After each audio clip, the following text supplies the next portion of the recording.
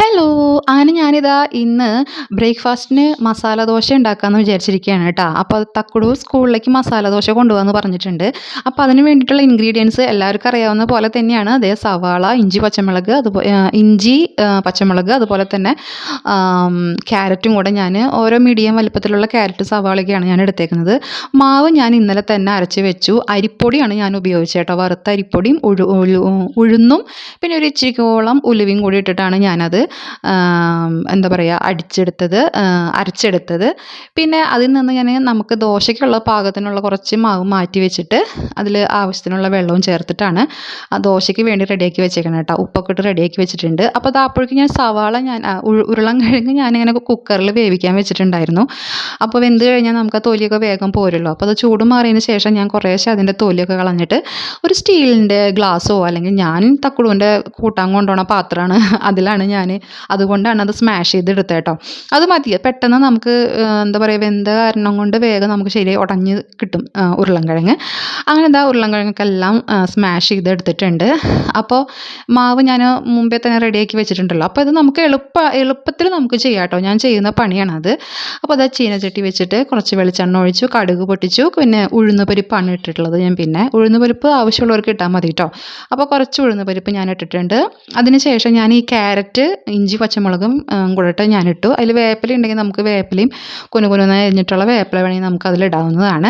പിന്നെ ക്യാരറ്റ് ഉണ്ടല്ലോ, ക്യാരറ്റ് ചിലർ ഇതുപോലെ കഷ്ണാക്കി ഇടും, ചിലർ ഗ്രേറ്റ് ചെയ്തിട്ടും ഇടാവുന്നുണ്ട്.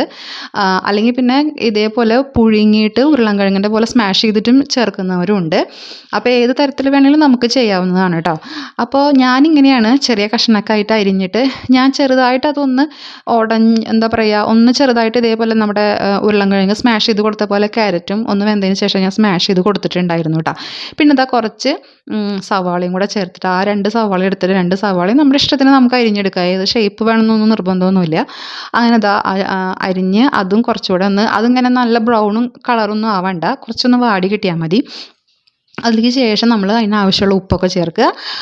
ആവശ്യമുള്ള ഉപ്പ് ചേർത്തിട്ട് അതിൽ കുറച്ച് മഞ്ഞൾപ്പൊടി ചേർക്കണം. പിന്നെ കുറച്ച് വെള്ളം കൂടെ ഒഴിച്ചിട്ട് നമ്മളൊന്ന് തിളപ്പിക്കാൻ വെക്കണം കേട്ടോ. അപ്പം ഞാൻ എൻ്റെ കയ്യിൽ നിന്ന് ആ ഭാഗം മിസ്സായിട്ടുണ്ട്. അപ്പോൾ ഇച്ചിരി വെള്ളവും മഞ്ഞൾപ്പൊടിയും ആവശ്യത്തിന് ഉപ്പും കൂടെ ചേർത്തിട്ട് അത് ഒന്ന് ഇതായി വരുമ്പം തള വരുമ്പം ഈ ഉരുളൻകിഴങ്ങ് അതിലേക്ക് ഇട്ട് നമ്മളത് മിക്സ് ചെയ്യുകയാണ് ചെയ്യുക കേട്ടോ.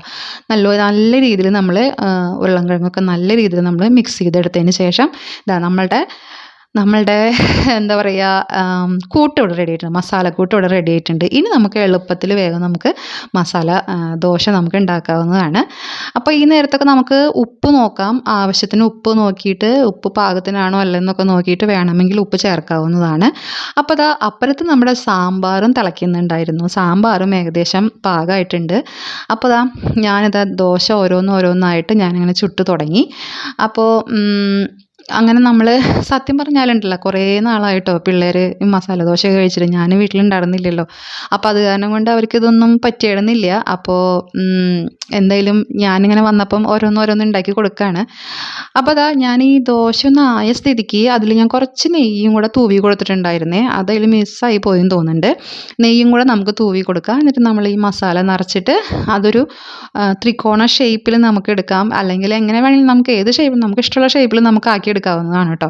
അപ്പോൾ ഞാനിത് ഇങ്ങനെ ചെയ്തത് എന്താണെന്ന് വെച്ചിട്ടുണ്ടെങ്കിൽ തക്കുടുവിൻ്റെ ചോറ്റും പാത്രത്തിലേക്ക് പാകത്തിന് വേണ്ടിയിട്ടാണ് ഞാൻ ഇങ്ങനെ ചെയ്തെടുത്തത് കേട്ടോ.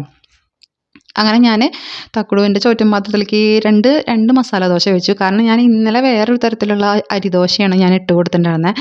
വെജിറ്റബിൾ ദോശ എന്ന് പറയും. ഓക്കെ, ഒരുവിധം എല്ലാ വെജിറ്റബിൾസ് ഇട്ടിട്ടുള്ള ഒരു ദോശയായിരുന്നു ഇന്നലെ ഞാൻ ഉണ്ടാക്കി കൊടുത്തത്. അപ്പോൾ അത് പിള്ളേർക്കൊക്കെ ഭയങ്കര ഇഷ്ടമായി എന്ന് പറഞ്ഞു. അപ്പോൾ അവൾ കൊണ്ടുപോയത് അവൾക്ക് ആകെ കുറച്ചേ കഴിക്കാൻ കിട്ടുള്ളൂ എന്ന് പറഞ്ഞു. അപ്പോൾ ഞാൻ പറഞ്ഞു എന്തായാലും നീ 2 മസാല ദോശ കൊണ്ടൊക്കെ പിള്ളേർ എന്തെങ്കിലും കാണുമ്പോൾ അവർക്കും വേണമെന്ന് പറയും. അപ്പോൾ അങ്ങനെ അവൾ പറഞ്ഞു ഒരെണ്ണം മതി എന്നാണ് പറഞ്ഞത്. അപ്പോൾ ഞാൻ 2 എണ്ണം വെച്ച് കൊടുത്തു ഞാൻ. എന്നിട്ട് അങ്ങനെ അവൾ ഹാപ്പിയാണ്. അവൾ മസാല ദോശയും കൊണ്ട് പോയിട്ടുണ്ട്. അച്ഛനത് പോകുമ്പം ചേട്ടൻ മസാല ദോശ കഴിച്ചിട്ടാണ് പോയത്. എനിക്ക് നല്ല അഭിപ്രായമൊക്കെ കിട്ടി. കുറേ നാളുകൾക്ക് ശേഷമാണ് ഞാൻ മസാല ദോശ ഉണ്ടാക്കി കേട്ടോ. അപ്പോൾ വളരെ എളുപ്പമാണ് നമുക്ക് ഉണ്ടാക്കാനായിട്ട്. പിന്നെ ഈ സാമ്പാറും കൂടി, സത്യത്തിൽ സാമ്പാറിൻ്റെ ആവശ്യമില്ല എന്നാണ് തക്കുടും അച്ഛനും പറഞ്ഞത്. ആ മസാല കൂടെ തന്നെ നല്ല അടിപൊളി മസാലയാണ്. ചിലർ ബീട്രൂട്ട് ഇടും കേട്ടോ മസാല, പക്ഷേ ഞാനത് ഇട്ടില്ല. കാരണം കളർ മാറുമല്ലോ, അത് കാരണം കൊണ്ട്. അപ്പോൾ എല്ലാവർക്കും വീഡിയോ ഇഷ്ടപ്പെട്ടു എന്ന് വിചാരിക്കുന്നു. പിന്നെ നമുക്ക് വീണ്ടും കാണാം. Tata, see you, by.